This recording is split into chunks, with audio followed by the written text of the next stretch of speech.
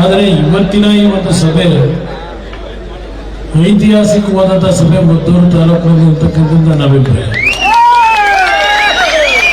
ಈ ಒಂದು ಕಾರ್ಯಕ್ರಮವನ್ನ ಯಶಸ್ಸುಗೊಳಿಸಿರ್ತಕ್ಕಂಥ ಎಲ್ಲ ಮದ್ದೂರಿನ ತಂದೆ ತಾಯಂದಿರು, ಯುವಕ ಮಿತ್ರರು, ಅದರ ಜೊತೆಗೆ ಜೆಡಿಎಸ್ ಪಕ್ಷದ ನಮ್ಮ ಮಾಜಿ ಸಚಿವರಾಗಿರ್ತಕ್ಕಂಥ ತಮ್ಮಣ್ಣವರು, ಬಿಜೆಪಿಯ ಪಕ್ಷದ ವತಿಯಿಂದ ಸ್ವಾಮಿಯವರು, ಎರಡೂ ಪಕ್ಷಗಳ ಜಿಲ್ಲಾಧ್ಯಕ್ಷರು ಹಾಗೂ ಹಲವಾರು ಪ್ರಮುಖರು ಈ ಒಂದು ಕಾರ್ಯಕ್ರಮವನ್ನು ಯಶಸ್ಸುಗೊಳಿಸ್ತಕ್ಕಂಥ ನಾನು ಎಲ್ಲರ ಹೆಸರನ್ನ ಹೇಳಲಿಕ್ಕೆ ಹೋದರೆ ಮತ್ತೆ ಬಹುಶಃ 15-20 ನಿಮಿಷ ಹೆಸರುಗಳನ್ನೇ ಇಡಬೇಕಿದೆ. ಹೆಸರುಗಳನ್ನ ಗುರುಚರಣ್ ಇದ್ದಾರೆ, ಅಲ್ಲಿಂದ ನಮ್ಮ ರಾಜಣ್ಣ ಇದ್ದಾರೆ, ಈ ಹಲವಾರು ನಾಯಕರಿದ್ದಾರೆ, ನಮ್ಮ ಬಿಳಿ ಹೋಗಿದ್ದಾರೆ. ಅವ್ರು ಹೇಳ್ತಾ ಹೋದ್ರೆ ನಾನು ಬಹಳ ಸಂತೋಷ ಇದ್ದೇನೆ. ಎಲ್ಲರ ವಿಷಯನ ಹೆಸರು ಹೇಳ್ತಾ ಹೋದರೆ ಬಹುಶಃ ಭಾಷಣ ಮುಗಿಸಲು ಮಳೆ ಪ್ರಾರಂಭ ಆಗ್ಬೋದು ಅಂತ ಮಳೆ ಬರಲಿ ಅಂತ ಮೊದಲು ತಾಯಿ ಚಾಮುಂಡೇಶ್ವರಿಗೆ ಪ್ರಾರ್ಥನೆ ಸಲ್ಲಿಸಿ ಇವತ್ತು ಈ ಒಂದು ಕಾರ್ಯಕ್ರಮವನ್ನು ಯಶಸ್ಸುಗೊಳಿಸಿರ್ಬೇಕಂತ ನಿಮ್ಮೆಲ್ಲರಿಗೆ ನನ್ನ ಗೌರವಪೂರ್ವಕವಾದಂತಹ ವಂದನೆಗಳನ್ನು ಸಲ್ಲಿಸಿ ಬಯಸ್ತಾ ಇದ್ದೇನೆ. ಈ ಕಾರ್ಯಕ್ರಮದಲ್ಲಿ ತಮ್ಮಣ್ಣವರು ಸುದೀರ್ಘವಾಗಿ ಮಾತಾಡಿದ್ದಾರೆ. ನಾವು ಚಿಕ್ಕ ಮಕ್ಕಳಿದ್ದಾಗಿದ್ದಂಥ ಒಂದು ಹಳ್ಳಿಯ ಬಾಂಧವ್ಯ, ನಾವು ಯಾವ ರೀತಿ ಬದುಕ್ತಾ ಇದ್ದವು ಅಂತಕ್ಕಂಥದ್ದು ಮೆಲುಕು ಹಾಕಿ ಈಗಿನ ಒಂದು ಪ್ರಪಂಚ ವೇಗವಾಗಿ ಪ್ರಗತಿಯನ್ನೇನು ಕಾಣ್ತಾ ಇದ್ದೇವೆ, ಈಗ ನಮ್ಮಲ್ಲಿ ಮಾನವೀಯತೆ ಅಂತಕ್ಕಂಥದ್ದು ಎಲ್ಲೋ ಒಂದು ಕಡೆ ನಶಿಸಿ ಹೋಗ್ತಾ ಇದೆ ಅಂತಕ್ಕಂಥದ್ದು ಹೇಳಿದ್ದಾರೆ. ಅಭಿವೃದ್ಧಿ ಅಂದ್ರೆ ಏನು ಅಂತಕ್ಕಂಥದ್ದನ್ನು ಬಹಳ ಅರ್ಥಪೂರ್ಣವಾಗಿ ಹೇಳಿದ್ದಾರೆ. ಮತ್ತೊಬ್ಬರು ಪ್ರಮುಖವಾಗಿ ವಿಧಾನ ಪರಿಷತ್ತಿನ ಸದಸ್ಯರಾಗಿ ಕೆಲಸ ಮಾಡಿರ್ತಕ್ಕಂಥ ಭಾರತೀಯ ಜನತಾ ಪಕ್ಷದ ಪ್ರಮುಖರಾಗಿ ಬಿಜೆಪಿಯ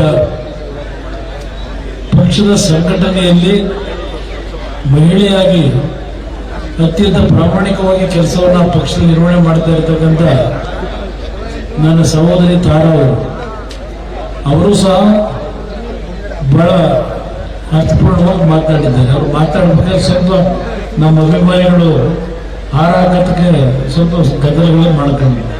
ಅವ್ರು ಮಾತಾಡಕ್ಕೆ ಸ್ವಲ್ಪ ಡೈವರ್ಷನ್ ಆಯ್ತು ಅಂತ ಕಾಣಿಸ್ತದೆ. ಇಲ್ಲ ಇದ್ರೆ ಇನ್ನೂ ತುಂಬಾ ಚೆನ್ನಾಗಿ ಮಾತಾಡ್ತಾ ಇದ್ರು. ವೇದಿಕೆ ಮೇಲೆ ನಮ್ಮ ಉತ್ತರ ಕನ್ನಡ ಜಿಲ್ಲೆಯ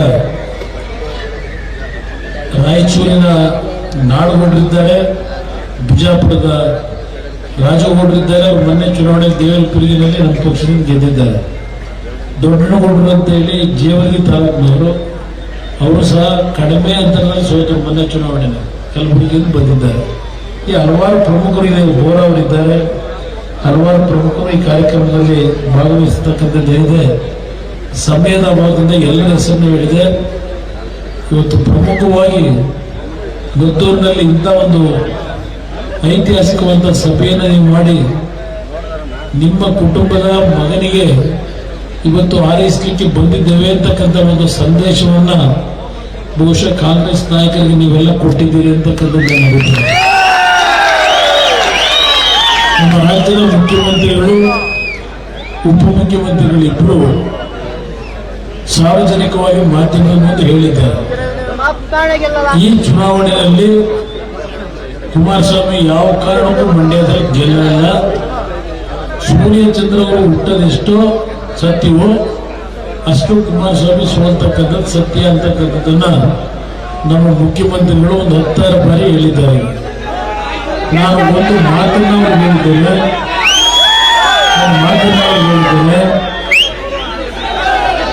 ಸಿದ್ದರಾಮಯ್ಯವರಿಗೆ ನನ್ನನ್ನ ಸೋಲಿಸ್ತಕ್ಕಂಥ ಶಕ್ತಿ ಇರೋದು ನಿಮಗೂ ಇಲ್ಲ, ಶಿವಕುಮಾರ್ಗೂ ಇಲ್ಲ. ನೀವು ದುಡ್ಡು ಹಿಡ್ಕೊಂಡ್ ಬರ್ಬೋದು, ಆದರೆ ನನ್ನನ್ನು ಸೋಲಿಸ್ತಕ್ಕಂಥ ಗೆಲ್ಲಿಸ್ತಕ್ಕಂಥ ಶಕ್ತಿ ಇರೋದು ಮಂಡ್ಯ ತಾಲೂಕಿನ ಮಂಡ್ಯ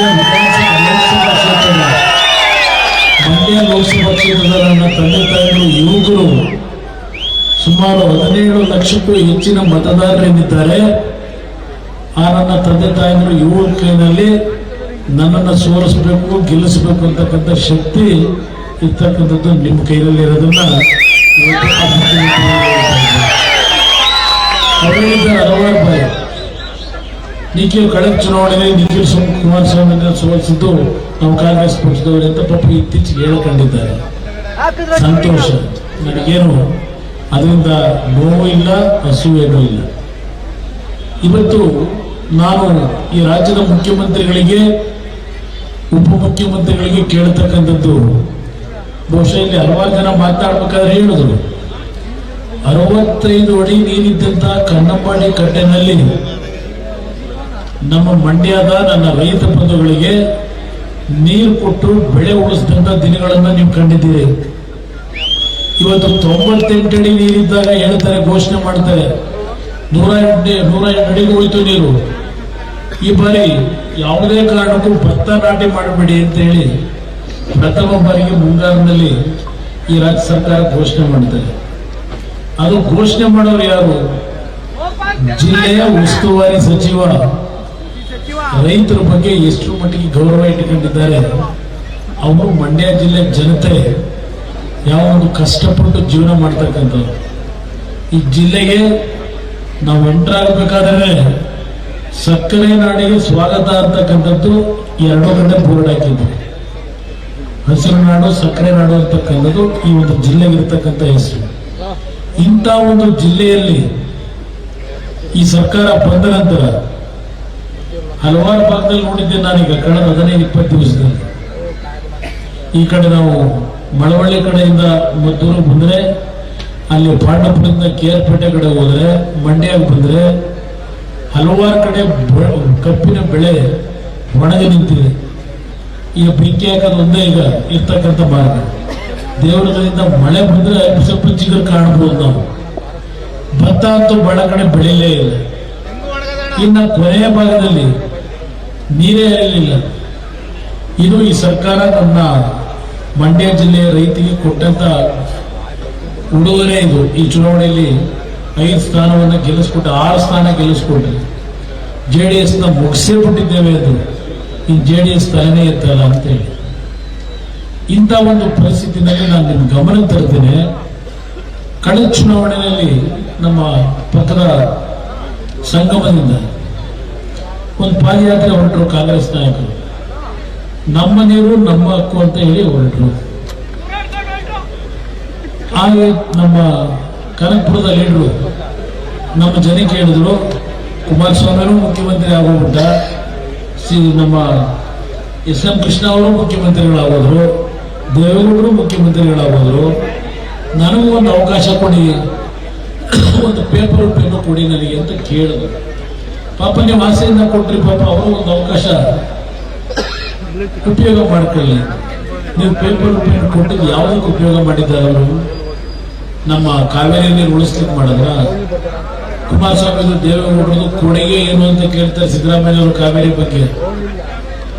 ದೇವೇಗೌಡರು ರಾಜಕಾರಣಕ್ಕೆ ಬಂದು ಮೊದಲನೇ ಬಾರಿಗೆ 1962ನೇ ಇಸ್ವಿ ಪಕ್ಷೇತರ ಶಾಸಕರಾಗಿ ವಿಧಾನಸಭೆ ಪ್ರವೇಶ ಮಾಡಿದಾಗ ಸಿದ್ದರಾಮಯ್ಯ ರಾಜಕೀಯದಲ್ಲಿ ಇದ್ದರೋ ಎಲ್ಲಿದ್ದರೋ ಗೊತ್ತಿಲ್ಲ.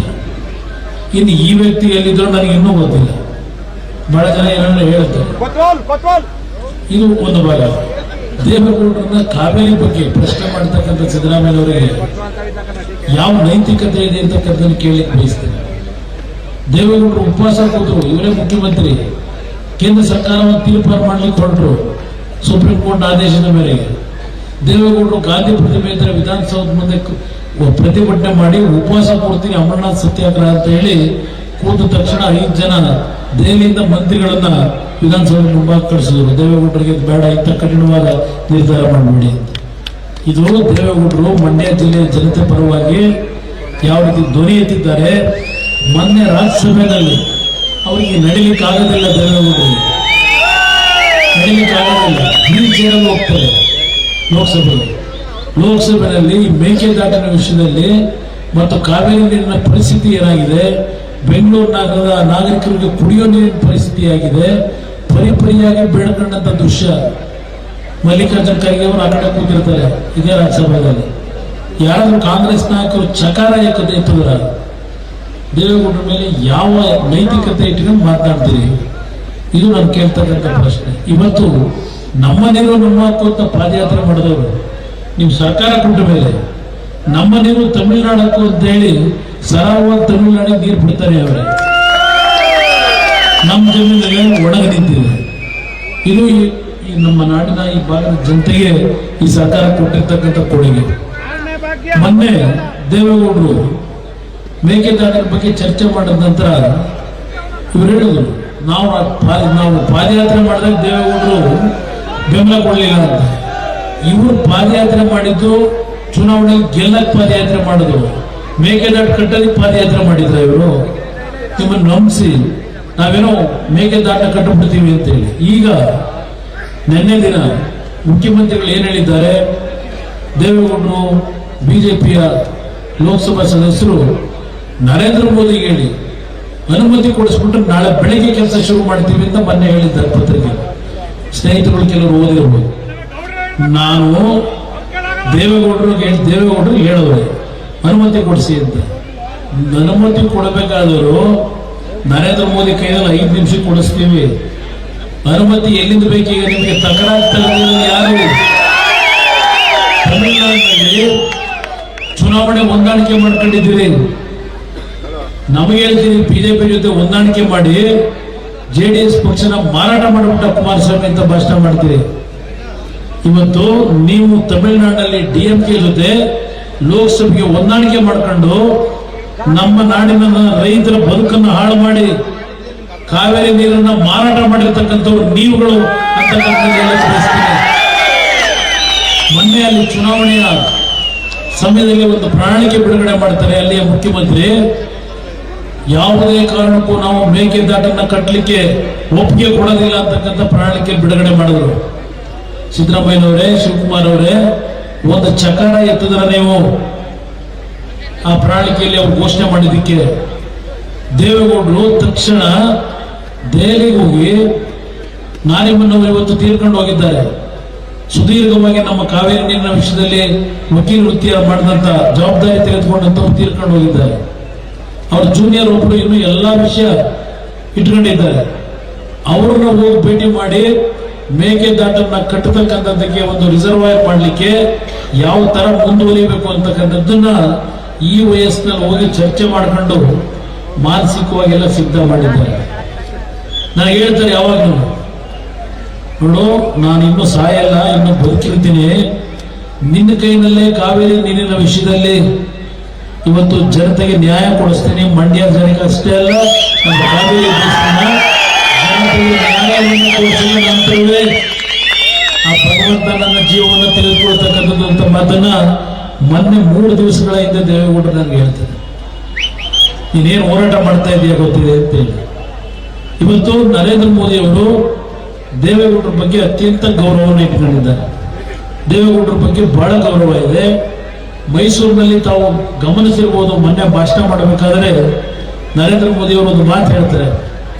ದೇವೇಗೌಡರ ಮಾರ್ಗದರ್ಶನ, ಕುಮಾರಸ್ವಾಮಿ ಅವರ ಸುದೀರ್ಘವಾದ ಅನುಭವ ಏನಿದೆ, ಆ ಅನುಭವವನ್ನ ಕರ್ನಾಟಕ ರಾಜ್ಯದ ಅಭಿವೃದ್ಧಿಗೋಸ್ಕರವಾಗಿ ಕುಮಾರಸ್ವಾಮಿ ಅವರಿಂದ ನಾನು ಉಪಯೋಗ ಮಾಡ್ತೀನಿ, ಕುಮಾರಸ್ವಾಮಿ ಅವರಿಗೆ ಜವಾಬ್ದಾರಿ ಕೊಡ್ತೀನಿ ಅಂತಕ್ಕಂಥ ಮಾತನ್ನ ಸಭೆಯಲ್ಲಿ ಸಾರ್ವಜನಿಕವಾಗಿ ಹೇಳಿದ್ದಾರೆ. ಮೈಸೂರಿನಲ್ಲಿ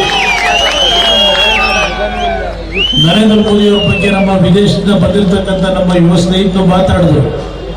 ಅಮೆರಿಕಾದಲ್ಲಿ, ವಿಶ್ವದಲ್ಲಿ ಅವರ ಬಗ್ಗೆ ಯಾವ ರೀತಿ ಇವತ್ತು ಗೌರವ ಇದೆ ನರೇಂದ್ರ ಮೋದಿ ಅವರ ಬಗ್ಗೆ ಅಂತ ಹೇಳಿ. ಅದೇ ನರೇಂದ್ರ ಮೋದಿ ಅವರು ಈ ದೇಶದ 10 ವರ್ಷದ ಆಳ್ವಿಕೆ ಮಾಡಿ ಹಲವಾರು ಅಭಿವೃದ್ಧಿ ಕಾರ್ಯಕ್ರಮಗಳನ್ನು ಅವರು ಮಾಡಿದ್ರು. ಬಹಳ ದೊಡ್ಡ ಮಟ್ಟಕ್ಕೆ ಬೆಳೆದಿದ್ರು.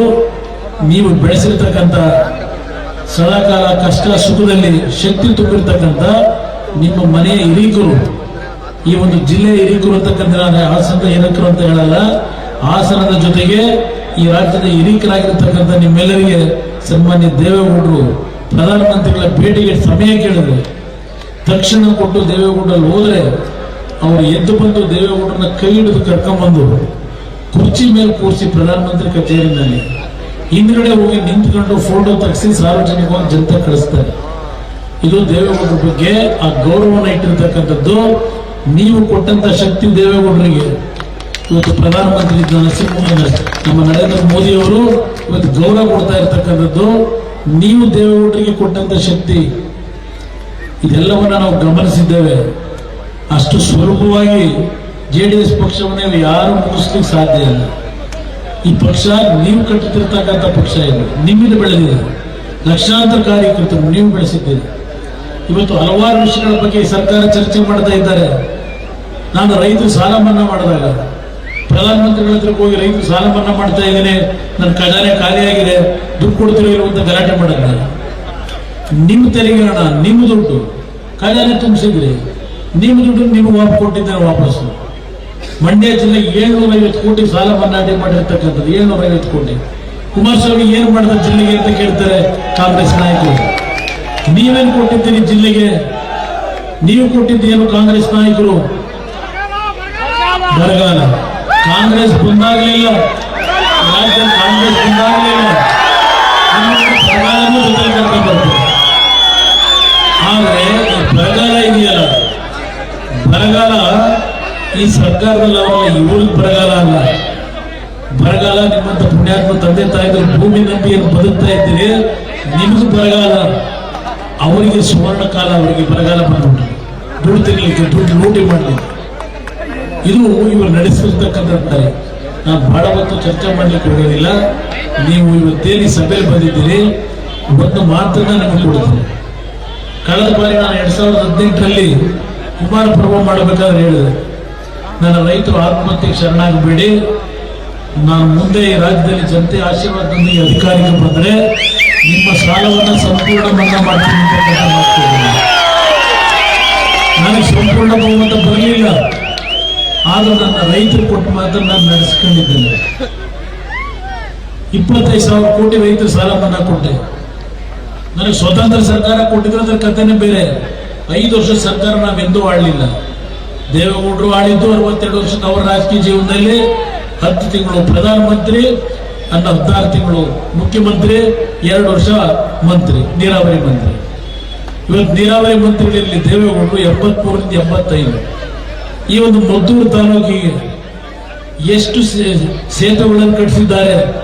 ಮದ್ದೂರು ತಾಲೂಕಿನಲ್ಲಿ ಬಹುಶಃ ಕೊಪ್ಪ ಭಾಗದಲ್ಲಿ ಎಷ್ಟು ಸೇತುವೆಗಳನ್ನು ಕಟ್ಟಿಸ್ಕೊಟ್ರು, ಎಷ್ಟು ರಸ್ತೆಗಳ ಕೆಲಸ ಆಯಿತು. ಅವತ್ತು ಒಂದು ಚುನಾವಣೆ, ಉಪಚುನಾವಣೆ ಸಂದರ್ಭ ನಾವೆಲ್ಲ ಸಣ್ಣ ಮಕ್ಕಳು ಮತ್ತೆ ಹಳ್ಳಿಗೆ ನಿಮ್ಮ ಜೊತೆ ಕೂತು ನೀವೇನು ಕೆಲಸಗಳಾಗಬೇಕು ಅಂತ ಹೇಳಿದ್ರೆ ಅದೆಲ್ಲವನ್ನು ಮಾಡಿದ್ದಷ್ಟೆಲ್ಲ ಸಿದ್ದರಾಜು ನಮ್ಮ ಜೊತೆಯಲ್ಲಿದ್ದರು, ದೇವೇಗೌಡರ ಜೊತೆಯಲ್ಲಿ. ಸಿದ್ದರಾಜು ಅವರು ನಮ್ಮ ಜೊತೆಯಲ್ಲಿದ್ದಾಗ SM ಕೃಷ್ಣ ಅವರು ಮುಂದಿನ ಮುಖ್ಯಮಂತ್ರಿ ಆಗಬಹುದು ಅಂತಕ್ಕಂಥದ್ದು ಒಂದು ವಾತಾವರಣ ನಿರ್ಮಾಣ ಆದಾಗ ದೇವೇಗೌಡರು ಸಂಪೂರ್ಣವಾಗಿ ಸಹಕಾರ ಕೊಟ್ಟರು. ಇಲ್ಲ, ನಮ್ಮವರೊಬ್ಬರು ಮುಖ್ಯಮಂತ್ರಿ ಆಗ್ತಾರೆ, ನಾವು ಅಲ್ಲಿ ದೊಡ್ಡ ಮಟ್ಟದಲ್ಲಿ ಅವ್ರ ವಿರುದ್ಧವಾಗಿ ಚುನಾವಣೆ ನಡೆಸ್ತಕ್ಕಂಥದ್ದು ಬೇಡ, ನಾವು ಅವ್ರಿಗೆ ಬಿಟ್ಟುಕೊಡ್ಬೇಕು ಅಂತಕ್ಕಂಥದ್ದನ್ನ ಅವತ್ತು ತೀರ್ಮಾನ ಮಾಡಿದಂಥದ್ದನ್ನು ಇವತ್ತು ನಾನು ಸ್ಮರಿಸ್ಕೊಳ್ತೇನೆ. ದೇವೇಗೌಡರು ಮುಖ್ಯಮಂತ್ರಿ ಆಗ್ತಕ್ಕಂಥ ಸಂದರ್ಭದಲ್ಲಿ ಮಹೇಶ್ ಚಂದ್ರ ಅವರನ್ನ ಗೆಲ್ಲಿಸ್ಕೊಟ್ರಿ ನೀವು. ಸಿದ್ದರಾಜು ಅವರನ್ನ ಅವತ್ತು ಸಿದ್ದರಾಜು ಮಹೇಶ್ ಚಂದ್ರ ಒಂದಾಗಿ ದೇವೇಗೌಡರು ಮುಖ್ಯಮಂತ್ರಿ ಆಗ್ತಾ ಇರ್ತಕ್ಕಂಥ ಸನ್ನಿವೇಶದಲ್ಲಿ ಅವತ್ತು ಇನ್ನೊಂದು ರೀತಿಯ ತೀರ್ಮಾನ ತಗೊಂಡು ನಿಮ್ಮಲ್ಲಿ ಬಹುಶಃ ಅದಕ್ಕೆ ಹೇಳೋದು ಮಂಡ್ಯ ಜಿಲ್ಲೆಯ ರಾಜಕೀಯವೇ ಬೇರೆ, ರಾಜ್ಯದಲ್ಲಿ ನಡೀತಕ್ಕಂಥ ಬೇರೆ ರಾಜ್ಯದ ನಮ್ಮ ಲೋಕಸಭಾ ಚುನಾವಣೆಗಳ ರಾಜಕೀಯವೇ ಬೇರೆ. ಇಲ್ಲಿ ಪ್ರೀತಿ ಇದ್ರೆ ಉಳಿತೀವಿ. ಮಂಡ್ಯ ಜನತೆ ಪ್ರೀತಿ ಇಲ್ಲದೆ ಇದ್ರೆ ಅವನು ಎಂತ ದೊಡ್ಡ ಮನುಷ್ಯನಾದ್ರು, ಎಂತ ದೊಡ್ಡ ಅಧಿಕಾರದಲ್ಲಿದ್ರು ನಾವು ಜಾಗ ಉಳಿಸ್ಕೊಳ್ಳಕ್ ಸಾಧ್ಯ ಇಲ್ಲ. ಇವತ್ತು ನಾನೊಂದು ಮಾತು ಹೇಳ್ತೀನಿ, ಅವತ್ತು ರೈತರು ಸಾಲ ಮನ್ನಾ ಮಾಡ್ತಕ್ಕಂಥದ್ದು ಘೋಷಣೆ ಮಾಡಿದೆ. ಇವತ್ತು ಬಹುಶಃ ಆ ತಾಯಿ ಚಾಮುಂಡೇಶ್ವರಿ ಆಶೀರ್ವಾದದಲ್ಲಿ ಬಹುಶಃ ಕೇಂದ್ರ ಸರ್ಕಾರದಲ್ಲಿ ಬಹಳ ಜನ ಹೇಳ್ತೀನಿ. ಯಾಕೆಂದ್ರೆ ಮೊನ್ನೆ ಪತ್ರಿಕೆಯವರು ಇವ್ರಿಗೆ ಹೇಳ್ತಿದ್ರು, ಶಿವಕುಮಾರ್ ಅವರ ಮಾತು ಹೇಳೋದು, ಇದೇನೋ ಕೇಂದ್ರ ಮಂತ್ರಿ ಆಯ್ತಾನಂತೆ, ಕೇಂದ್ರದ ಮಂತ್ರಿ ಆಯ್ತಾನಂತೆ, ಅದೇನು ಅಗ್ರಿಕಲ್ಚರ್ ಮಿನಿಸ್ಟರ್ಗೆ ಆರ್ಥಿಕ ಸಚಿವನೇ ಆಗ್ಬಿಡ್ಲಿ ಅಂತೇಳಿ ವ್ಯಂಗ್ಯ ಮಾಡಿದ್ದಾರೆ. ಇಲ್ಲಿ ದೇವರ ಒಂದು ಅನುಗ್ರಹ ಇದ್ದಾಗ ನಾನು 2004ರಲ್ಲಿ MLA ಚುನಾವಣೆ ನಿಂತೆ. ಇಲ್ಲಿ ಮಂಡ್ಯದಲ್ಲೂ ನಾನು ಚುನಾವಣಾ ಪ್ರಚಾರಕ್ಕೆ ಬಂದಾಗ 2004ರಲ್ಲಿ ಹಲವಾರು ನಮ್ಮ ಕ್ಷೇತ್ರದ ನಮ್ಮ ಪಕ್ಷದ ಶಾಸಕರ ಪರವಾಗಿ ಮಂಡ್ಯ ಜಿಲ್ಲೆನಲ್ಲಿ ಆ ಚುನಾವಣೆಯಲ್ಲಿ ಮುಂದಿನ ಮುಖ್ಯಮಂತ್ರಿ ಕುಮಾರಣ್ಣ ಅಂತ ಕೂಗಿದ್ರಿ ನೀವೇನಾದ್ರು ಮರ್ತಿರ್ಬೋದು, ನಾನು ಮರ್ತಿಲ್ಲ. ನಾನು ಸದ್ಯ ನಾನು MLA ಆದ್ರೂ ಸಾಕು ಅಂತ ಇದ್ದವರು 2004 ಕುಮಾರಣ್ಣ ಮುಂದಿನ ಮುಖ್ಯಮಂತ್ರಿ ಅಂತ ಎಲ್ಲ ಹಳ್ಳಿಗಳು ಹೋದರೆ ಕೂಗ್ತಾ ಇದ್ರಿ ನೀವು. ಅವತ್ತು ನಾನು ಮೊದಲನೇ ಬಾರಿ ಶಾಸಕನಾಗಿ ನಾವ್ಯಾರು ನಿರೀಕ್ಷೆನೇ ಇಟ್ಟಿರಲಿಲ್ಲ. ಯಾವುದೋ ಒಂದು ರೀತಿಯಾಗಿ ಮುಖ್ಯಮಂತ್ರಿ ಆಗ್ತಕ್ಕಂಥ ಅವಕಾಶ ಬಂತು ನನಗೆ. ಅದಕ್ಕೆ ದೇವರು ನಿಮ್ಮಗಳ ಬಾಯಿನಲ್ಲಿ ನುಡಿಸ್ತಾನೆ. ನಾಡಿನ ಜನತೆ ನೀವೇನಿದ್ದೀರಿ, ನೀವು ದೇವರ ಸ್ಥಾನದಲ್ಲಿ ಅರಸ್ತೀರಿ. ನಮಗೆ ನಿಮ್ಮ ಅರಿಕೆ ಪ್ರಕಾರ ಆ ದೇವರು ತಥಾಸ್ತು ಅಂತಾನೆ ನಿಮ್ಮ ಕೂಗಾಟ. ಇವತ್ತು ಎಲ್ಲರೂ ಹೋದರು, ಎಲ್ಲರೂ ಹೇಳ್ತಕ್ಕಂಥದ್ದು ಕುಮಾರಣ್ಣ ಕೇಂದ್ರದಲ್ಲಿ ನರೇಂದ್ರ ಮೋದಿ ಅವರು ಮಂತ್ರಿ ಮಾಡ್ತಾರೆ, ಅವರಿಗೆ ಮಂಡ್ಯ ಜಿಲ್ಲೆಗೆ ಅನುಕೂಲ ಮಾಡ್ತಾರೆ ಕುಮಾರಣ್ಣ ಅಂತಕ್ಕಂಥ ನೀವೇ ಮಾತಾಡ್ಕೊಳ್ತೀರಿ. ಮುಂದಿನ ಮುಖ್ಯಮಂತ್ರಿ ಮುಂದಿನ ಸಚಿವರು ಕೇಂದ್ರದಲ್ಲಿ ಕುಮಾರಣ್ಣ ಅಂತ ಒಳ್ಳೆಗಳ ಕೂಗ್ತೀರಿ ಬಂದರೆ. ಇದು ದೇವರು ನಿಮ್ಮ ಬಾಯಿನಲ್ಲಿ ನುಡಿಸ್ತಾ ಇದ್ದಾನೆ.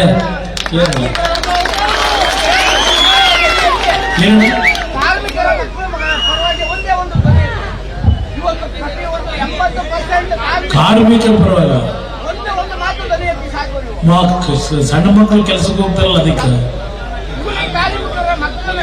ಕೂಲಿ ಕಾರ್ಮಿಕರ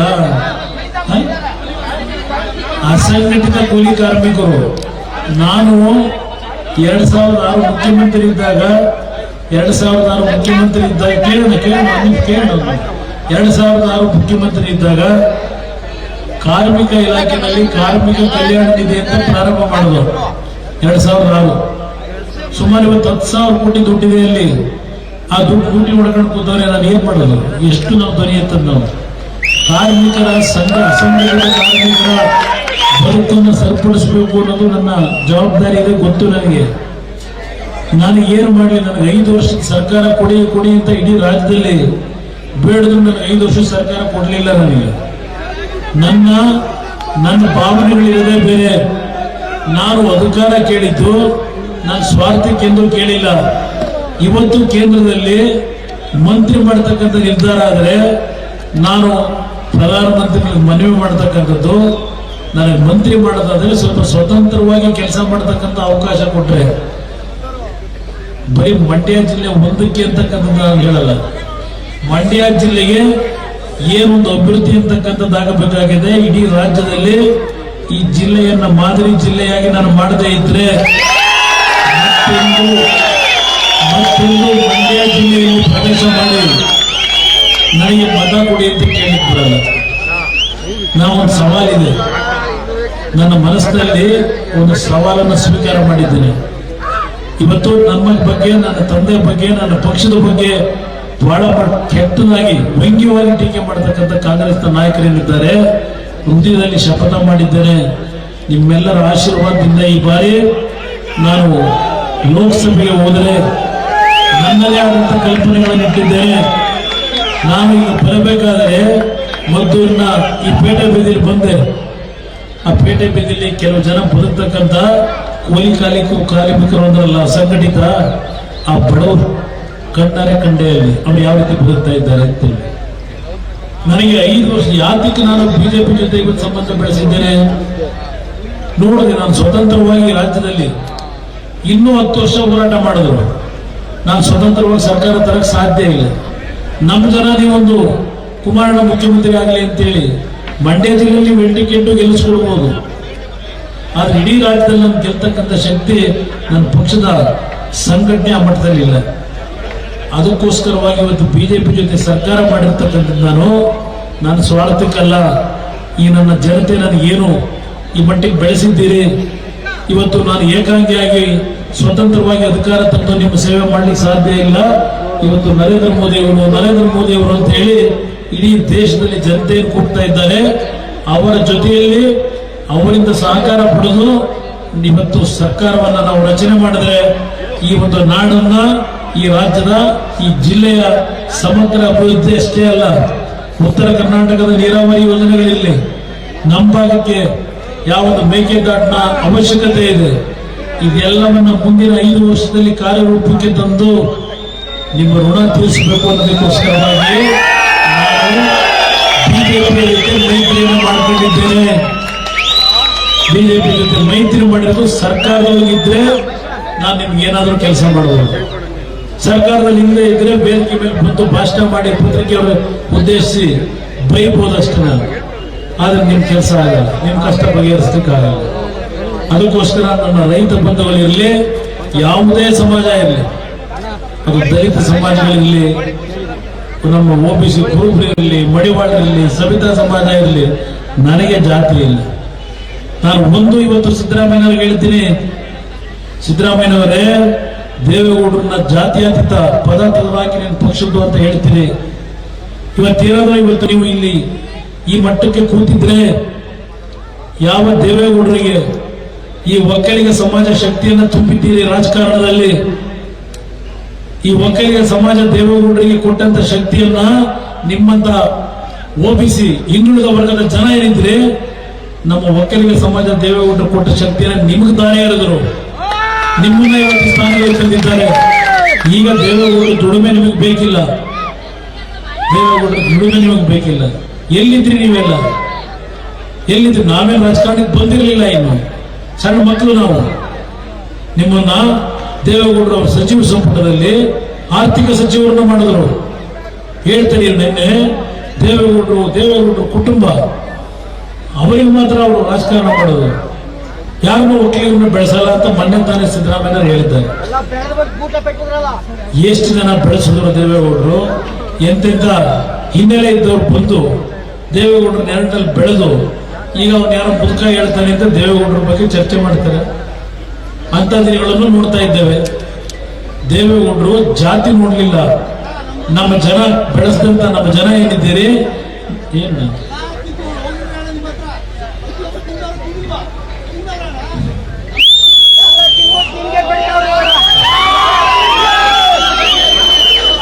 ನಾವು ತಂದು ಕೊಡ್ತೀವಿ ನೀರು. ಇವತ್ತು ನಮ್ಮ ರಾಜ್ಯ ಬಿಡಿ ಅವರು ಅದೇನು ತೊಂದರೆ ಇಲ್ಲ.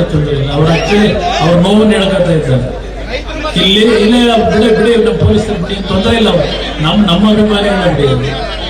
ಇಲ್ಲಿ ನಾನು ಯಾಕೆ ಹೇಳ್ತೀನಿ ಸಿದ್ದರಾಮಯ್ಯವರೇ, ಅವತ್ತು ನಿಮ್ಮನ್ನ ಆರ್ಥಿಕ ಸಚಿವರು ಮಾಡಿದ್ರಲ್ಲ ದೇವೇಗೌಡರು, ನೀವೇನ್ ದೊಡ್ಡ ಆರ್ಥಿಕ ತಜ್ಞರು ಅಂತ ಹೇಳಿ ದೇವೇಗೌಡರು ನಿಮ್ಮನ್ನ ಆರ್ಥಿಕ ತಜ್ಞರು ಮಾಡಿದ್ರ, ನಿಮ್ಮನ್ನ ಹೆಸರಿಗೆ ಆರ್ಥಿಕ ತಜ್ಞರು ಮಾಡಿದ್ರು, ಸಚಿವರು ಮಾಡಿದ್ರು.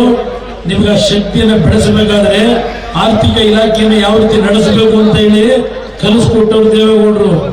ಇವತ್ತು ದೇವೇಗೌಡರನ್ನ ಮರ್ತಿರ್ಬೋದು ನೀವು. ನಿಮ್ಮನ್ನ ಹಿಂದೆ ಯಾವ ರೀತಿ ಬೆಳೆಸಲಿಕ್ಕೆ ಏನೇನು ಮಾಡಿದ್ದಾರೆ. ಆ ಕಾಲ ಭೈರವೇಶ್ವರ ಬಿಡ್ತೀನಿ. ಕಾಲ ಭೈರವೇಶ್ವರ ಮುಂದಿನ 1 ವರ್ಷ 1.5 ವರ್ಷದಲ್ಲಿ ಯಾರ್ಯಾರು ಯಾವ್ಯಾವ ರೀತಿ ದೇವೇಗೌಡರ ಬಗ್ಗೆ ಏನೇನು ಚರ್ಚೆ ಮಾಡಿದ್ದಾರೆ. ನಮ್ಮ ಬಗ್ಗೆ ಮಾಡಲಿ ಬಿಡಿ, ನನ್ನ ಬಗ್ಗೆ ಮಾತಾಡೋದಕ್ಕೆ ನಾನು ಬೇಜಾರು ಮಾಡ್ಕೊಳ್ಳಲ್ಲ. ಆದ್ರೆ ದೇವೇಗೌಡರ ಬಗ್ಗೆ ಚರ್ಚೆ ಮಾಡೋದಿದೆಯಲ್ಲ, ದೇವೇಗೌಡರ ಬಗ್ಗೆ ಚರ್ಚೆ ಮಾಡೋದಿದೆಯಲ್ಲ, ನಿಮ್ಗೆ ಯಾವ ನೈತಿಕತೆ ಇದೆ ರಾಜಕಾರಣಿಗಳಿಗೆ?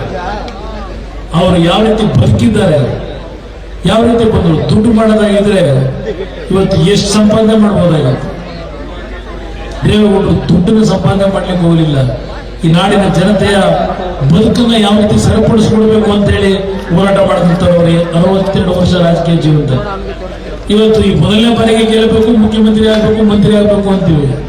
ದೇವೇಗೌಡರು 62 ವರ್ಷದಲ್ಲಿ ಪ್ರಥಮವಾಗಿ ಮಂತ್ರಿ ಆಗಿದ್ದು, 28 ವರ್ಷ ಶಾಸಕರ ಕೆಲಸ ಮಾಡಿ ಯಾವತ್ತು ಮಂತ್ರಿ ಆಗಬೇಕು, ಅಧಿಕಾರ ಹಿಡಬೇಕು ಅಂತ ಹೋದಾರಲ್ಲ. ನಮ್ಮ ಜನ ನನ್ನ ಜನ ಇದನ್ನ ಹೇಳ್ಕೊಂಡು ಬದುಕೊಂಡು ಬಂದವರು. ಕಾವೇರಿ ನೀರಿಗೆ 62ರಿಂದ ಅವ್ರ ಹೋರಾಟ ಏನಿದೆ, ಅದರ ಪ್ರತಿಫಲವೇ ಇವತ್ತು ಸ್ವಲ್ಪ ನಾವು ಕಾವೇರಿ ಉಳಿಸ್ಕೊಳ್ಳಿಕ್ಕೆ ಸಾಧ್ಯ ಆಗಿಲ್ಲ. ನಾನು ಬಹಳ ವಿಷಯ ಚರ್ಚೆ ಮಾಡ್ಲಿಕ್ಕೆ ಹೋಗೋದಿಲ್ಲ. ದಯವಿಟ್ಟು ಒಂದು ಅವಕಾಶವನ್ನ ನನ್ನ ಕಾರ್ಯಕರ್ತರುಗಳು, ನನ್ನ ಲೀಡರ್, ನಮ್ಮ ಪಕ್ಷದ ಮುಖಂಡರು, ನಾನಿವತ್ತು ತಮ್ಮಣ್ಣವ್ರನ್ನ ಇಲ್ಲಿ ಅಂತ ಹೇಳಿದೆ ಪಾರ್ಲಿಮೆಂಟಿಗೆ, ಅವ್ರಿಗೆ ನಾನು ಇಲ್ಲಿ ಅಂತ ಹೇಳಿದೆ, ನಾವೇನೋ ಹೋರಾಟ ಮಾಡ್ತೀವಿ ಅಂತ. ಪುಟ್ಟಣ್ಣಂಗೆ ಹೇಳಿದೆ, ಪುಟ್ಟರಾಜುಗೆ, ನಮ್ಮ ಸುರೇಶ್ ಗೌಡ್ರು, ಎಲ್ಲರೂ ಅವರು ನಿಲ್ಲಿಕ್ಕೆ ಸ್ವಲ್ಪ ಹಿಂದೆ ಮುಂದೆ ನೋಡೋದು. ನೀವೇ ನಿಲ್ಲಬೇಕು ಅಂತಕ್ಕಂಥ ಒತ್ತಡಗಳನ್ನು ಹಾಕಿದ್ರಿಂದ ಯಾವುದೋ ದೇವರ ಒಂದು ಅನುಗ್ರಹ ನನ್ನ ಮೇಲೆ ಈ ಬಾರಿ ಮಂಡ್ಯದಲ್ಲಿ ನಿಲ್ಲಬೇಕು ಅಂತಕ್ಕಂಥ ಈ ಒತ್ತಡ ಏನು ಬಂದಿದೆ. ಈ ಜಿಲ್ಲೆಯ ಲೋಕಸಭಾ ಸದಸ್ಯರಾಗಿ ರಾಜ್ಯದ 28 ಲೋಕಸಭಾ ಸದಸ್ಯರುಗಳೇನಿರ್ತಾರೆ ಅವರೆಲ್ಲರ ಪರವಾಗಿ ಈ ಜಿಲ್ಲೆಯ ಅಭಿವೃದ್ಧಿ ಜೊತೆಗೆ ಈ ರಾಜ್ಯದ ಅಭಿವೃದ್ಧಿಗೂ ನಾನು ಪಣ ತೊಟ್ಟಿದ್ದೇನೆ. ಒಂದು ಬಾರಿ ನನ್ನನ್ನು ಪರೀಕ್ಷೆ ಮಾಡಿ. ನಾನು ಮುಖ್ಯಮಂತ್ರಿಯಾಗಿ ಯಾವ ರೀತಿ ನಡ್ಕೊಂಡಿದ್ದೇನೆ, ಮಹಾಮಂತ್ರಿಯಲ್ಲಿ ನಾನು ಮನವಿ ಮಾಡಲ್ಲ. ತಮ್ಮಣ್ಣವರು ಬಹುಶಃ ಅಂತ ಒಬ್ಬ ಜನಪ್ರತಿನಿಧಿ ಸಿಗೋದಿಲ್ಲ.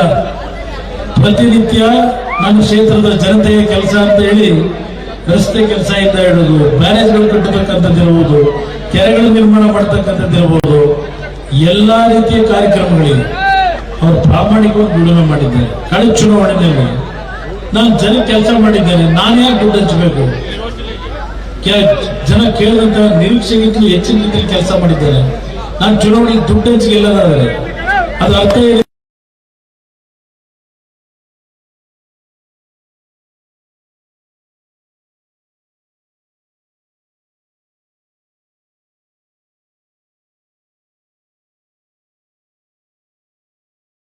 ಆಗ್ತಿದೆ ಅನ್ನೋದು ನಿಮಗೂ ಗೊತ್ತಿದೆ, ನನಗೂ ಗೊತ್ತಿದೆ. ಯಾರ್ಯಾರು ಮನೆಗಳು ಹಾಳು ಮಾಡ್ಕೊಂತಾರೋ ಗೊತ್ತಿಲ್ಲ ಚುನಾವಣೆಯಲ್ಲಿ, ಅದೆಲ್ಲ ಸತ್ಯ ನಾನು ಹೇಳಲಿಕ್ಕೆ ಹೋಗೋದಿಲ್ಲ. ಆದ್ರೆ ಒಂದು ಮಾತನ್ನ ಕೊಡ್ತೇನೆ, ಈ ಜಿಲ್ಲೆಯಿಂದಲೇ ಚುನಾವಣೆಗಳನ್ನ ಮುಂದಿನ ದಿನಗಳಲ್ಲಿ ಯಾವ ಮಾದರಿಯಲ್ಲಿ ಯಾವುದೇ ರೀತಿಯ ಅಭ್ಯರ್ಥಿಗಳು ಪ್ರಾಮಾಣಿಕವಾಗಿ ದುಡಿಯತಕ್ಕಂಥವ್ರು ಇವತ್ತು ಈ ಜಿಲ್ಲೆಯ ಜನ ಆಯ್ಕೆ ಮಾಡತಕ್ಕಂಥ ರೀತಿಯಲ್ಲಿ ಕೆಲವು ಬದಲಾವಣೆಗಳನ್ನ ಪ್ರಯತ್ನ ಮಾಡಿತಿರ್ತೇನೆ. ಯಾಕೆಂದ್ರೆ ಈ ರೀತಿ ಚುನಾವಣೆಗಳು ಮುಂದೆ ನಡೆದರೆ ಪ್ರಜಾಪ್ರಭುತ್ವ ವ್ಯವಸ್ಥೆ ಉಳಿಯೋದಿಲ್ಲ. ಈಗ ದುಡ್ಡು ಇನ್ವೆಸ್ಟ್ಮೆಂಟ್ ಮಾಡ್ತೀವಿ, ಆ ದುಡ್ಡು ಸಾಲ ಸವಲತ್ತು ಬಂದು ಇಲ್ಲ ಮನೆಗೆ ಹಣ ಇಟ್ಕೊಂಡು ತರ್ತಾರೆ, ಮತ್ತೆ ಸಂಪಾದನೆ ಮಾಡಬೇಕಲ್ಲ. ಎಲ್ಲಿಂದ ಸಂಪಾದನೆ ಮಾಡ್ತಾರೆ? ನಿಮ್ಮ ತೆರಿಗೆ ಹಣ ಅಲ್ಲಿ ಖಜಾನೆ ಕೈ ಹಾಕ್ತಾರೆ. ಪರ್ಸೆಂಟೇಜ್ 40%, 50% ಹೇಳ್ತಾವ್ರಲ್ಲ, ಇದು ನಡೀತದೆ. ಕೆಲಸಗಳು ನಡೆಯಲ್ಲ, ಕೆಲಸದಲ್ಲಿ ದುಡ್ಡು ದೋಚ್ತಾರೆ. ಅದನ್ನ ಬದಲಾವಣೆ ತರಬೇಕು ಅಂದ್ರೆ ಮಂಡ್ಯ ಜಿಲ್ಲೆಯ ಜನತೆ ಕೈ ಸಾಧ್ಯ. ನೀವು ಮಟ್ಟಕ್ಕೆ ತೀರ್ಮಾನ ಮಾಡಿದ್ರೆ ದುಡ್ಡಿನ ಮೇಲೆ ರಾಜಕಾರಣ ನಡೆಯಲ್ಲ. ಒಂದು ಬಾರಿ ಶಂಕರೇಗೌಡರು ಅಂತವ್ರನ್ನ ಕೆ.ವಿ. ಶಂಕರೇಗೌಡರು ಅವರ ದುಡ್ಡಿರಲಿಲ್ಲ, ದೇವೇಗೌಡರು ನಿಲ್ಲಿಸಿದ್ರು ಅವರನ್ನ ಚುನಾವಣೆಗೆ. ಏನು ಹಿಂದೆ ಇದ್ರು ಶಂಕರೇಗೌಡರನ್ನ ಅವತ್ತು ಒಂದು ಬಾರಿ ಲೋಕಸಭೆಗೆ ಕಳಿಸಿದ ದಿನಗಳನ್ನು ನೋಡಿದ್ದೇನೆ. ₹1 ಹಣ ಖರ್ಚು ಮಾಡಿದ್ರು. ಅಂತ ಜಿಲ್ಲೆ ಇದು. ಈ ಜಿಲ್ಲೆಯಿಂದಲೇ ಈ ದೇಶದ ಈ ಪ್ರಜಾಪ್ರಭುತ್ವದ ವ್ಯವಸ್ಥೆಯನ್ನು ಉಳಿಸ್ತಕ್ಕಂಥದ್ದಕ್ಕೆ ನನ್ನ ಜೀವನದಲ್ಲಿ ನಾನು ಶಬ್ದ ಮಾಡ್ಕೊಂಡಿದ್ದೇನೆ. ಅದು ಒಂದು ನಿಮ್ಮ ಮುಂದೆ ಇಟ್ಟುಬಿಡ್ತೇನೆ. ಈ ಚುನಾವಣೆಯಲ್ಲಿ ಹಣದ ಒಂದು ಆಟ ಜಾಸ್ತಿಯಲ್ಲಿದೆ. ಇದನ್ನ ಮುಂದಿನ ದಿನಗಳಲ್ಲಿ ಉತ್ತಮವಾದಂತಹ ಜನಪ್ರತಿನಿಧಿಯಾಗಿ ಹಳ್ಳಿಗೆ ಬಂದು ನಿಮ್ಮ ಜೊತೆಯಲ್ಲಿ ಕೂತು ನಿಮ್ಮ ಕಷ್ಟ ಸುಖಗಳನ್ನ ಕೇಳಿ ನಿಮ್ಮಿಂದ ಇಡೀ ರಾಜ್ಯದ ವ್ಯವಸ್ಥೆಗಳನ್ನು ಬದಲಾವಣೆ ಮಾಡಲಿಕ್ಕೆ ಸಂದೇಶ ಈ ಜಿಲ್ಲೆಯಿಂದ ದಾಖಲೆಯ ಒಂದು ಚುನಾವಣೆಯ ಫಲಿತಾಂಶವನ್ನ ಮಂಡ್ಯ ಜಿಲ್ಲೆಯ ಜನತೆ ತಾವು ನೀಡ್ತೀರಿ ಅಂತಕ್ಕಂಥ ಒಂದು ನಂಬಿಕೆಯಿಂದ ಇನ್ನು ಒಂದು ದಿನ ಮಾತ್ರ ಇದೆ. ನಾಳೆ ಚುನಾವಣೆಯ ಪ್ರಚಾರ. ನಾಳೆ ಬೆಳಗ್ಗೆಯಿಂದ ನಮ್ಮ ಕೊಪ್ಪ ಭಾಗಕ್ಕೆ ಬೆಳಗ್ಗೆ ಒಂದು 9 ಗಂಟೆಗೆ ಬರ್ತಾ ಇದ್ದೀನಿ, 8 ಗಂಟೆಗೆ. ಅದು ಮುಗಿಸ್ಕೊಂಡು 2 ಗಂಟೆ ಮೇಲೆ ಮಂಡ್ಯದಲ್ಲಿ ಒಂದು 6 ಗಂಟೆವರೆಗೂ ಅಲ್ಲಿಯ ಒಂದು ವಿಧಾನಸಭಾ ಕ್ಷೇತ್ರದಲ್ಲಿ ಕೆಲಸ ಮಾಡ್ತಾ ಇದ್ದೇನೆ. 2ನೇ ದಿನಕ್ಕೆ ಆಪರೇಷನ್ ಮಾಡಿಸ್ಕೊಂಡು ಹೊರಗೆ ಬಂದ ಹಾಸ್ಪಿಟಲ್ 2ನೇ ದಿನಕ್ಕೆ. 3ನೇ ದಿನಕ್ಕೆ ಕೆಲಸ ಪ್ರಾರಂಭ ಮಾಡಿದ್ರು. ದಿನಕ್ಕೆ 18 ಗಂಟೆ ಕೆಲಸ ಮಾಡಿದ್ದೇನೆ. ನೋಡಿ ನನ್ನ ಬಗ್ಗೆ ಕಾಮೆಂಟ್ಸ್ ಮಾಡಿದ್ರು, ಇದೇನು ಕುಮಾರಸ್ವಾಮಿ ಎಲೆಕ್ಷನ್ ಅಂದ್ರೆ ಆಸ್ಪತ್ರೆಗೆ ಏನೋ ಕಾಯಿಲೆ ಅಂತ ಹೋಗ್ತಾರೆ, ಆಸ್ಪತ್ರೆಗೆ ಇರ್ತಾರೆ, 2 ದಿವಸಕ್ಕೆ ವಾಪಸ್ ಬಂದ್ಬಿಡ್ತಾರೆ ಅಂತ. ಈ ಬಾರಿ ನಾನು 2 ದಿವಸಕ್ಕೆ ವಾಪಸ್ ಬರ್ಲಿಕ್ಕೆ ಕಾರಣ ಇವತ್ತು ಈ ಹೃದಯದ ಕಾಯಿಲೆಗಳಿಗೆ ಟೆಕ್ನಾಲಜಿ ಬಹಳ ದೊಡ್ಡ ಮಟ್ಟದಲ್ಲಿ ಬೆಳೆದಿದೆ. ಇವತ್ತು 20-25 ನಿಮಿಷದಲ್ಲಿ ಆಪರೇಷನ್ಗಳು ಮಾಡ್ತಾರೆ, ವಾಲ್ ರಿಪ್ಲೇಸ್ಮೆಂಟ್. ಆದ್ರೆ ಅದಕ್ಕೆ ದುಡ್ಡು ಬೇಕು. ಸುಮಾರು 25 ಲಕ್ಷ ಹಣ ಖರ್ಚು ಮಾಡಿದ್ದೇನೆ ಅದಕ್ಕೆ. ಈಗ 25 ಲಕ್ಷ ನಾನೇನೋ ಒಂದ್ಸಿ ಖರ್ಚು ಮಾಡಿ ಜೀವ ಉಳಿಸ್ಕೊಂಡ್ ಬಂದಿದ್ದೀನಿ. ಇಲ್ಲಿ ಕೂತಿದ್ರಲ್ಲ ನೀವು, ಎಷ್ಟು ಜನ ನೀವು 25 ಲಕ್ಷ ಅಂತ ಕಾಯಿಲೆ ಬಂದು ನಿಮ್ಗೆ ಖರ್ಚು ಮಾಡ್ಲಿಕ್ಕೆ ಸಾಧ್ಯ ಇದೆ? ನನ್ನ ಚಿಂತನೆ ಇರೋದು, ಇಂಥ ಬಡ ಕುಟುಂಬಗಳಲ್ಲಿ ಇಂಥ ಕಾಯಿಲೆ ಬಂದಾಗ ಬೇರೆ ಬೇರೆ ಬೇರೆ ರೀತಿ ಕಾಯಿಲೆಗಳಿದೆ. 25-30 ಲಕ್ಷ ಖರ್ಚು ಮಾಡೋದು ದುಡ್ಡಿರಲ್ಲ. ನನ್ನ ಮನೆ ಹತ್ರ ದಿನಕ್ಕೆ 10 ಜನ ಬರ್ತಾರೆ, ಉಳಿಸ್ಕೊಡಿ ಜೀವ ಅಂತ ಹೇಳಿ.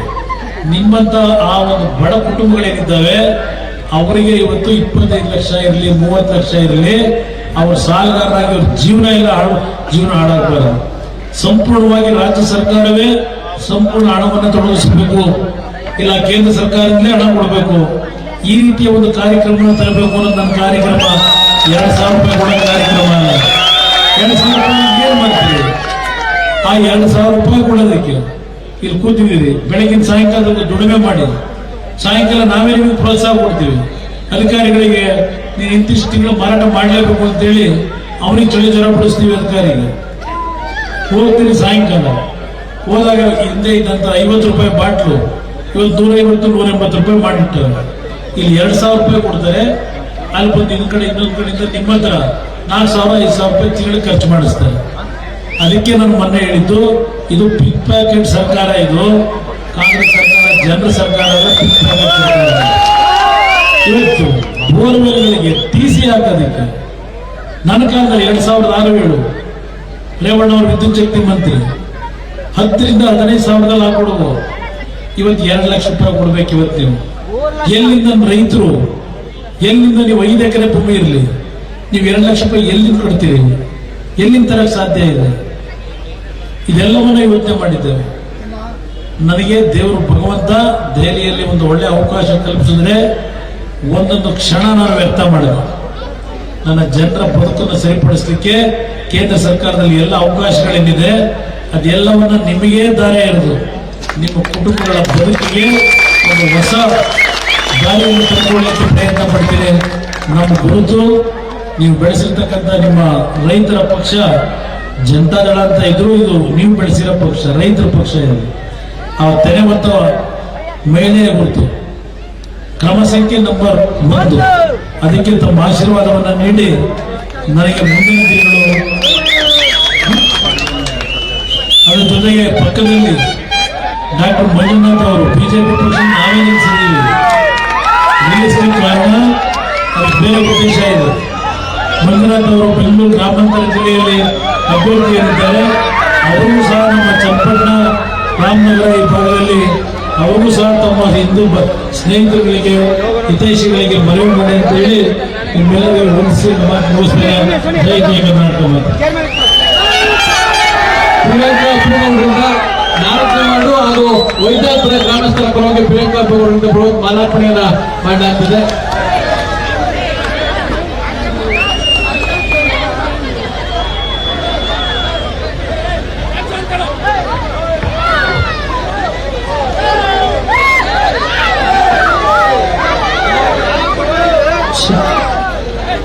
ಮುಸುಂಬಿಯ ಮಾಲೆಯನ್ನ ಹಾಕುವ ಮೂಲಕ ಬಹುಶಃ ಜೂನ್ 5ನೇ ತಾರೀಕು ರಿಸಲ್ಟ್ ಏನ್ ಬರಲಿದೆ, ಇದು ಬರೀ ಮಾಲೆ ಅಲ್ಲ, ವಿಜಯದ ಮಾಲೆ ಆಗಲಿ ಅನ್ನೋದು ನನ್ನ ಹಾರೈಕೆ, ನಮ್ಮೆಲ್ಲರ ಹಾರೈಕೆ.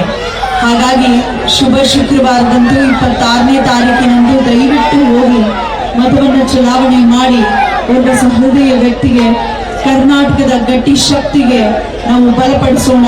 ವೋಟ್ ಮಾಡುವ ಮೂಲಕ, ಮತವನ್ನು ಹಾಕುವ ಮೂಲಕ ಕುಮಾರಣ್ಣ ಅವರನ್ನ ಗೆಲ್ಲಿಸೋಣ. ಅಂತಿಂತ ಗೆಲುವಲ್ಲ, ಜೈಗರಿ ಬಾರಿಸಬೇಕು ಕುಮಾರಣ್ಣ ಅವರು. ಕೇಂದ್ರದಲ್ಲಿ ಕೃಷಿ ಸಚಿವರು ಆಗಬೇಕು, ರಸಗೊಬ್ಬರ ಸಚಿವರಾಗಬೇಕು ಅನ್ನೋದು ಕಳಕಳಿಯ ಮನವಿ. ಮಂಡ್ಯ ಜನರು ನಿರಾಸೆ ಮಾಡೋದಿಲ್ಲ ಖಂಡಿತವಾಗ್ಲೂ ಕುಮಾರಣ್ಣ ಅವರಿಗೆ ಅಂತ ನನಗೆ ತಿಳಿದಿದೆ. ಆದ್ರೂ ಕೊನೆ ಕ್ಷಣದಲ್ಲಿ